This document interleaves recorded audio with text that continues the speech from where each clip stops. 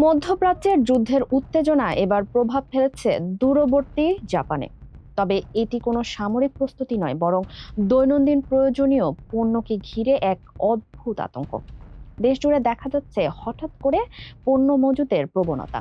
দোকানের তাক খালি আর মানুষ ট্রলি ভরে টয়লেট পেপার সহ প্রয়োজনীয় জিনিসপত্র কিনে নিচ্ছে। শুধু টয়লেট পেপারই নয়, বিড়ালের খাবার পর্যন্ত কিনে জমা রাখছে অনেকে। এই পরিস্থিতিকে বলা হচ্ছে প্যানিক বাইং, অর্থাৎ আতঙ্কে অতিরিক্ত কেনাকাটা। সামাজিক যোগাযোগ মাধ্যমে ছড়িয়ে পড়া ছবি ও ভিডিওতে খালি তাক এবং মানুষের ভিড় এই প্রবণতাকে আরো বাড়িয়ে তুলছে।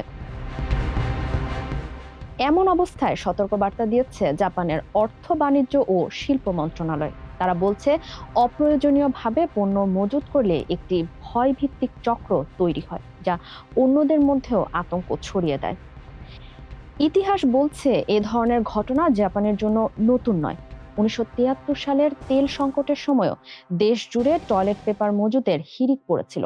একই চিত্র দেখা গেছে ২০১১ সালের ভয়াবহ ভূমিকম্প, সুনামির পর এবং কোভিড-১৯ মহামারীর শুরুতে।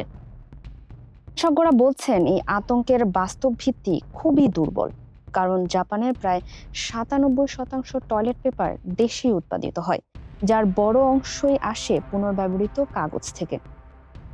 যার ফলে উৎপাদিত মজুদ শেষ হয়ে গেলে যদি নিত্য প্রয়োজনীয় এই পণ্যের সংকট দেখা যায়, তখন তাৎক্ষণিক সমাধান হয়তো সম্ভব হবে না। সেই ভয়েই মানুষ টয়লেট পেপার নিয়ে বাড়তি আতঙ্কে ভুগছে বলে মনে করছেন সংশ্লিষ্টরা। সরকারি কর্মকর্তারা তাই বারবার মনে করিয়ে দিচ্ছেন যে সংকটের চেয়ে আতঙ্কই বড় বিপদ। অযথা মজুতই শেষ পর্যন্ত প্রকৃত সংকট তৈরি করে। এই ঘটনা প্রমাণ করে বাস্তবের চেয়ে মানুষের মনে তৈরি হওয়া ভয়ই কখনো কখনো সবচেয়ে বড় সংকট হয়ে দাঁড়ায়। ফারিহা আহমেদ, মানবকণ্ঠ।